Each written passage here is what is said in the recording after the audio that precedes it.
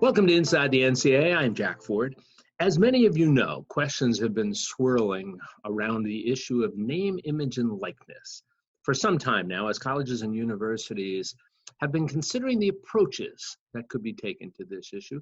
We thought it'd be a good time to give you all an update on what's going on. And to do that, we're pleased to be joined by Kevin Lennon, the Vice President of Division I Governance. Kevin, always good to see you. I hope you are being safe and well. Absolutely, Jack. Same to you, too. All right, good. So as I mentioned, this has been going on for some time now, and we all thought it would be helpful to step back and take a look at what the progress has been in the considerations here. So let me ask you to do this, to frame the conversation for us here that you and I are going to have. We'll get into some of the specifics, but just describe for me the process that has been ongoing here with regard to name, image, and likeness. Yes, I'm happy to do so today, Jack. So this past October, our Board of Governors issued kind of a directive to all the divisions to go about and look at modernizing the rules related to name, image, and likeness. And Division I then has been aggressively pursuing that charge, and I'm very pleased to share with you some of the progress today, Jack. A legislative solutions group within Division I was formed immediately after the charge of the governors. It's chaired by Grace Calhoun and Bob Bowlesby. They have been hard at work in looking at the regulations and trying to find ways to modernize the benefits that a student athlete could use regarding their name, image, and likeness. And all of that is beginning to come out of the committee in terms of the excellent work that they've done. And we're at a point now where we can begin to share some of their concepts more widely with our membership. Let's start talking about the notion of timing, where we started and how we progressed and where we are now in terms of timing of the consideration of these issues within Division I. Yes, so the Legislative Solution Group has been hard at work. And in fact, they have a meeting even next week to kind of wrap up some of their conversations. And then the thought is that we would be moving this from the committee phase into the broader membership conversation and discussion to build on the expertise that we have throughout our memberships, their insights in terms of how this should work. So we're at this critical phase of moving from the committee discussion to a broader membership conversation. And that will really begin in earnest here at this upcoming April council meeting on the 24th of this month. So the great work that's been done now needs to be shared more broadly with the membership so that we can gain greater ownership of these concepts and build on the insights that our membership has to truly bring forward what I think is going to be a very robust set of proposals. And how will that conversation be shared with the greater membership? Well, we have actually a mailing coming up here in the middle of this week here that will provide a kind of glimpses of the work that has been done to date.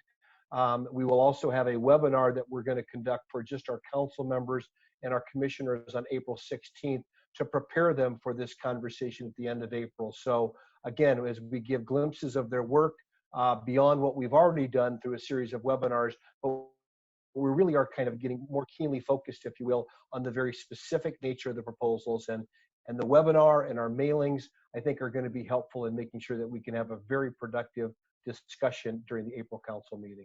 Let's talk a little bit about that. You mentioned the specific nature of the proposals. Give us a general sense here on the status of the conversations and the type of issues that are being focused on. You know, I've been greatly impressed with our committee and really our broader membership's commitment to making sure that we do go about modernizing the name, image, and likeness regulations to provide greater benefits for our student athletes. So we're really beginning from a point of change is appropriate as we look at the 21st century student athlete. I think some of the things that I have heard from the group, again, are that while we need to modernize, and I think you will see robust proposals to do that, there's been a real recommitment and refocus, if you will, on the value of the collegiate model, on making sure that whatever is done does not reflect a pay-for-play model, does not create an employee-employer relationship. So while the advancement is moving forward, what I've seen as well in the conversation, Jack, are real commitment to the true value of the collegiate model and making sure that whatever we do to enhance the name, image, and likeness opportunities for student athletes, it's done within the context of this collegiate model. And generally speaking, where have you been looking for guidance, for thoughts, for observations, even for suggestions here? Yeah, so we've had a kind of an open conversation with the membership to say what are the issues that you believe are important for this legislative solutions group to take on, and we've have had really good feedback in that regard. We have an 18-member group on this legislative solutions group. They represent a wide variety within our membership and have brought a great deal of expertise. So they've given it their very best thought as informed by the membership. We're now at this critical phase to take their work, expose it to the greater membership. And I would think that through that process, again, we will all benefit from greater expertise of others in the membership as we end up coming with the set of proposals that ultimately would be considered by our council to be voted on at a later point in time. Kevin, you mentioned the April meetings coming up, and from the perspective of the Division I schools, what might the expectations, reasonable expectations, be for them coming out of these April meetings? Yeah, I hope that coming out of the April meetings that people have, first of all, a really good understanding of how robust the set of recommendations are. And I think there may be some, Jack, who are actually a little bit surprised maybe by how candidly, how far these recommendations are going and how robust they are. And I think, first of all, I think people will be very impressed by the thoughtful nature in terms of how we're going to go about helping our young people. And then my thought is that, as we continue to expose the membership, gain greater expertise from their insights, that at some point in time, we'll be ready to take legislative action when it's appropriate across the division. And so that's my grand hope, is that greater exposure to these concepts give greater confidence in how well they're working, and that we can move forward at the right time to actually have proposals put in front of our membership. Last question for you here. You've been involved with the NCAA for many, many years, involved in intercollegiate athletics for even more years. Coming into this, there were people who looked at this and said, this is a significant change. And you've acknowledged that. I know President Hammond has acknowledged that. Other leaders of the NCAA have acknowledged that. And there have been some that said, well, is the organization capable of moving in this direction here? What's been your perception as to the response that you've seen from the NCAA to this commitment to make change, understanding, as you mentioned before, it could well be significant change, and you use the term robust change that we're looking at here?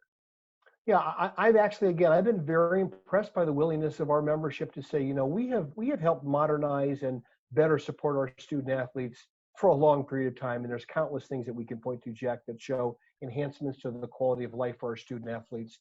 What I would suggest in this regard is, again, I've seen a great confidence that our membership has that this is the right thing to do. We do need to have the right parameters to make sure, again, that it is not a pay-for-play model, that we don't create an employer-employee relationship, that we protect the integrity of the recruiting process. But even with those parameters, there's lots of room for growth and change. And I've just been really impressed with the membership that says, this is the right thing to do. They're interested in the specifics, and we're very excited to be able to provide them with the insights of those specifics here coming up for the April Council meeting.